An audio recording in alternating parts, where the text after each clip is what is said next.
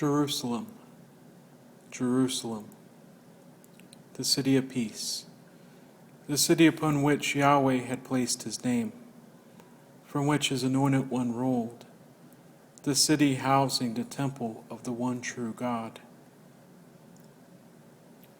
Now, a city besieged, a city conquered, a city aflame, her king and her governmental institutions done away with.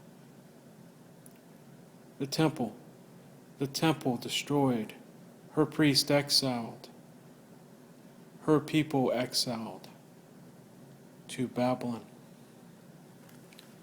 Oh, how she has come to sit solitary, the city that was abundant with people. How she has become like a widow, she that was populous among the nations. Rainier Alberts, author of the book Israel in Exile, the history and literature of the 6th century BCE, said this: "It is simply a catastrophe, indeed the ultimate catastrophe, or, put theologically, the judgment of Yahweh upon his disobedient people."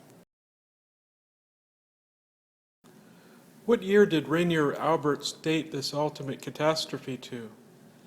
Early on in his work, on page 2, he sets precedent by stating that the destruction of Jerusalem and the final elimination of Judah as a state occurred in the year 587-586 BCE. And he is not alone in this assessment. Go to any library, check any respected reference work, encyclopedia, or history book regarding the destruction of Jerusalem, and the year 587 or 586 BC will come up again and again. Go to any university or college and inquire with the professors and researchers in this field, and they will tell you the same thing. Among scholars and historians, this date is not in dispute. However, that does not mean that everyone accepts the date of 587 BCE.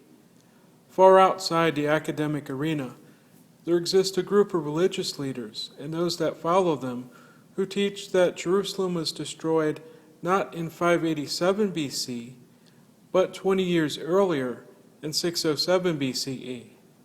In fact, their whole theology, their whole framework of Bible interpretation depends upon this. Without compromise, they teach an alternative chronology to the one accepted by the overwhelming consensus of historians, archeologists, Jewish and Christian theologians, and other scholars who point to around the year 587 BCE.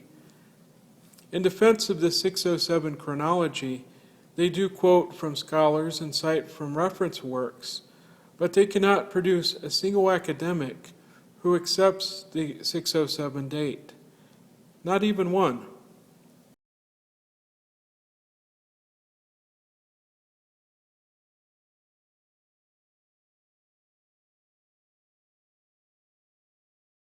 Of course, popular consensus by experts and a body of knowledge by itself does not prove a matter right or wrong.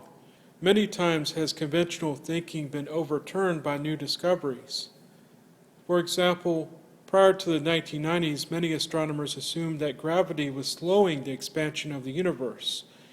It came as a total surprise when they discovered just the opposite, that the universe was expanding faster and faster. The key is not relying on popular consensus alone, but upon examining the evidence, free from any preconceived bias, and to follow the trail of facts no matter where they may lead.